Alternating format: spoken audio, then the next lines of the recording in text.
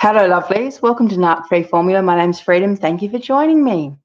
It's been a while since I've done a live, but I suppose it's like riding a bicycle in theory. All right, lovelies, listen, today's episode is about the final stage with the narcissist. What I'm going to be talking about is from the perspective of when you are being discarded by the narcissist, because there's a few things that are going to take place at this stage. So you know it as the discard phase of the narc cycle. So you obviously have the beginning, your idolization, the devaluation, and then the discard. So here we are at the discard phase. What does it look like? Well, I've actually written down 6 kind of points that I think are really important to understand when you're going through this stage. Number 1 is, the first thing is that this will be the most confusing time you have in your situationship, especially if you've been together for a long time.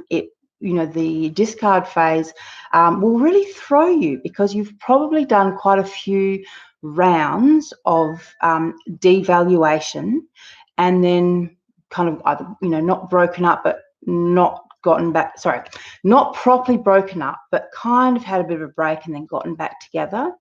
Hello, life is a journey. Hello, Colleen. Hello, darlings. So you've had a few rounds. If you've been together with the narcissist for a period of time, you've had a few rounds of this devaluation, almost discard. So when the actual discard part of the cycle comes around, you're in for a bit of a shock. So it's going to be really confusing, because all the things, the normal patterns of behavior, they're all going to be slightly different. But at the time, you're going to be thinking to yourself, oh no, we've been here before, we've done this, we're just having a bit of a rough patch, or it's just, we've been here before, we know how to do this. But in actuality, you haven't been here before. This is different. So number 2, what you don't know is that at this point in time, during this stage, the narcissist is actually looking to replace you. So you might be thinking, oh, we're having marital problems, our relationship's a bit rocky at the moment. You might be thinking all that's going on, but they're actually actively trying to replace you, which is hugely confusing when you're picking up on signs and signals and fluctuations in their behavior.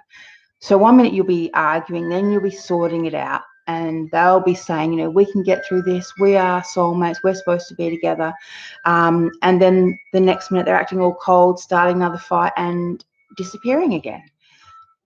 Majorly confusing. But this is because you don't understand what's going on, as in that they've got new supply and they're trying to lock down the new supply. So they've got an entire new thing going on with someone else that you don't have a freaking clue about.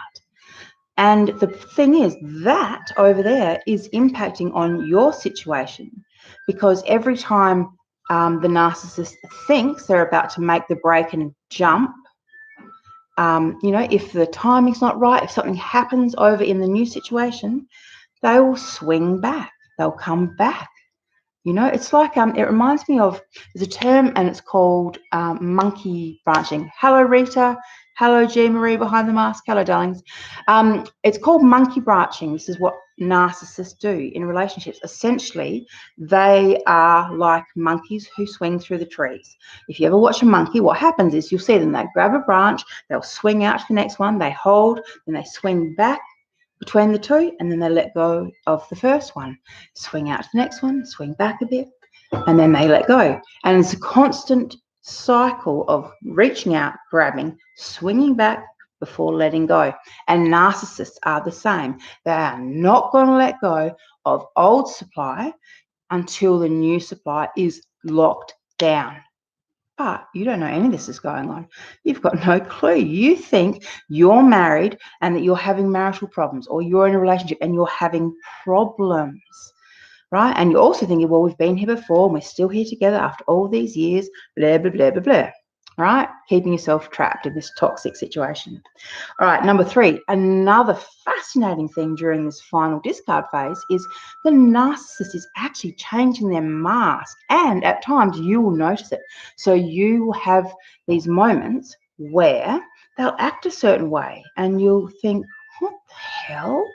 Why are they acting like that? I've never seen that before, so, or they'll start saying different things, using different lingo, dressing differently. I mean, you could almost say it would look like a midlife crisis, except now that you know they're a narcissist, it's not a midlife crisis at all. It's just new supply. So they're changing the mask for this new supply. But the thing is, they're kind of caught between these two worlds. So they're coming back to you and then they're going off to the new supply. And occasionally they forget who they're with and what they're doing. So they'll act in this random and weird way. I mean, literally, it happened to me where my husband, I can't even remember what he did, but his body language, the way he was acting, the clothes, everything. He came home and he was a totally different man, and it actually scared me. It felt like the Body Snatchers.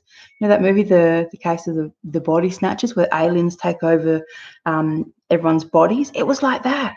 It was like, well, this man looks like my husband, but he's not acting like him. Doesn't feel like him. Doesn't have the same kind of energy. His body language is all different. It was kind of creepy, I've got to tell you. But that's because, like I said, they're changing the mask. All right, number 4. So during this stage, there's going to be a lot more fighting. There's going to be a lot more of whatever came before, because, like I said, you've obviously been doing the devalue for a while, the devaluation stage for a while.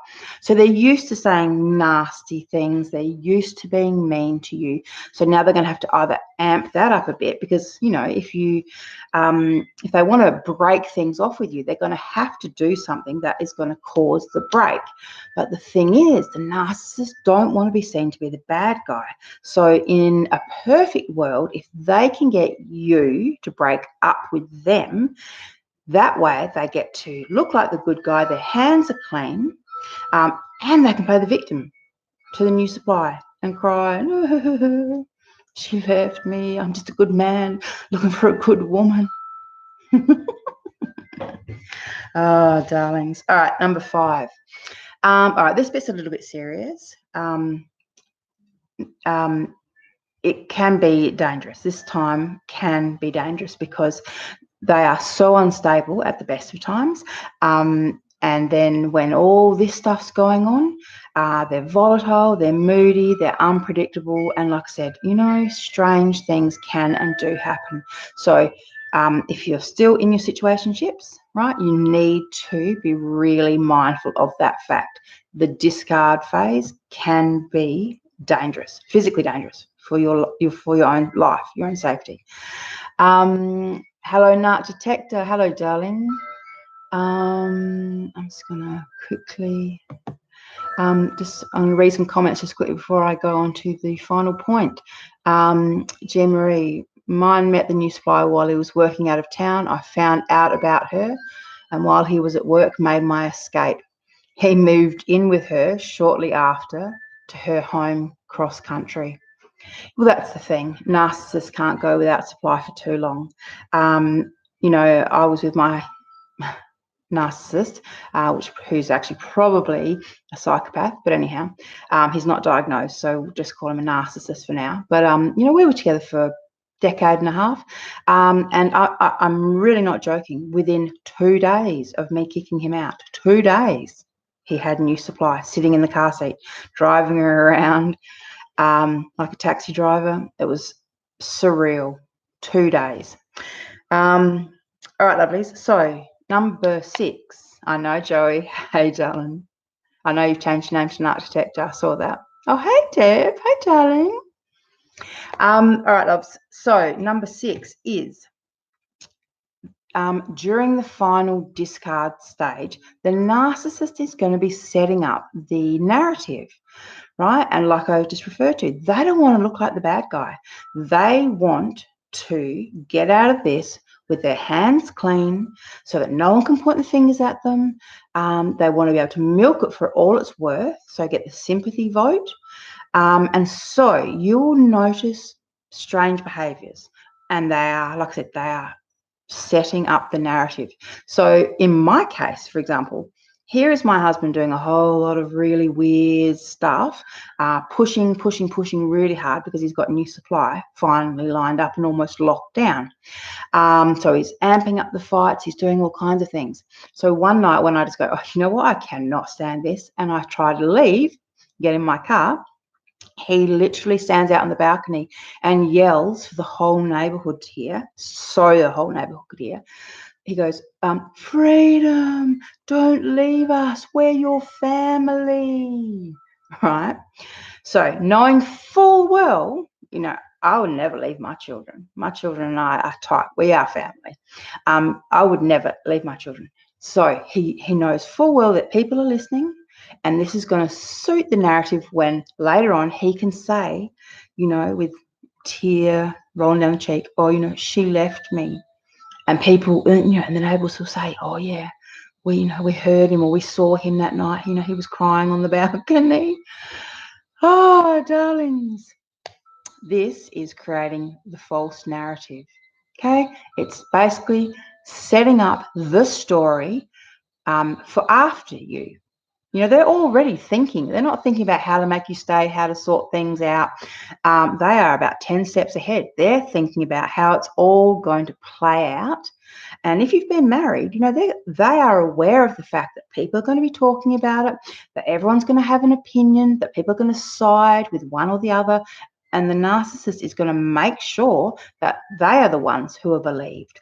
You know, they are going to be the ones that, like I said, cry, you know, or they'll be putting little rumors out about you. You know, you might hear along the grapevine that, you know, that they had a conversation with someone and they were telling that person that you were either an alcoholic, a drug addict, that you were promiscuous, that you'd been sneaking around behind his back. They will tell whoever will listen, they will tell them whatever that person needs to hear to turn on you. So that's what the narcissist is trying to do. When they're having these little private conversations with anyone who'll listen, they are just setting the stage so that they can then turn around and say, yes, we broke up, she left me, you know, or I had to leave her because, you know, she was dangerous, or because I couldn't take it anymore because she was screwing around.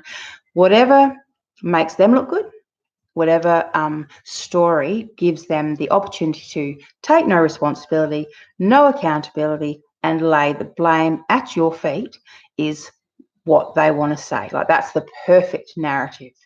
So you'll hear about it. People come and say, you know, I heard you guys are having problems, and, you know, or something. I heard that you've been in hospital. Just stuff. They make up lies, knowing full well that, knowing where you're heading. All right, let me just read some of these comments, please, darlings. So one of the first things she did when we split was to make sure I wasn't going to tell anyone what happened to us.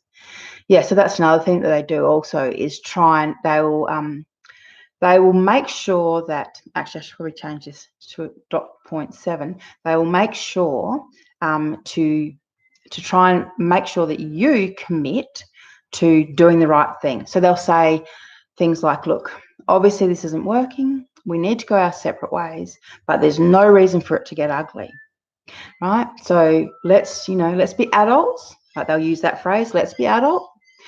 You know, let's make it easy for the kids. Let's blah, blah, blah. And the thing is, in theory, all of those things are great. And in theory, all of those things are what adults do. But you're not dealing with an adult. You're dealing with someone who will get you to promise to act a certain way, and then they will do the complete and utter opposite. So they'll get you to commit to being on your best behavior, and then they will run around and tell anyone who will listen what a lying, cheating, alcoholic, drug-addicted prostitute you are. Oh, sorry to laugh, but you got to laugh at this stuff. I mean, honestly, they're so ridiculous. All right, lovelies, what else have we got going on here? The narc I knew told me oh, hang on. The narc I knew sent me a picture that he got married 3 months after discarding me. I think he photoshopped a picture just to hurt me. Oh, it's funny you say that, because often that they do that. Often they will take photos. So, for example, they go to a nightclub, stand next to some really gorgeous looking woman and get, either take a selfie or get one of their mates to take a photo. This woman has no clue who they are and probably turn around and said, mate, would you step back? But then they'll send you the photo and you'll think, oh my God, his new girlfriend's so gorgeous and she's so young. It's just highly manipulative stuff. They have no scruples, none whatsoever. They don't think twice about this stuff.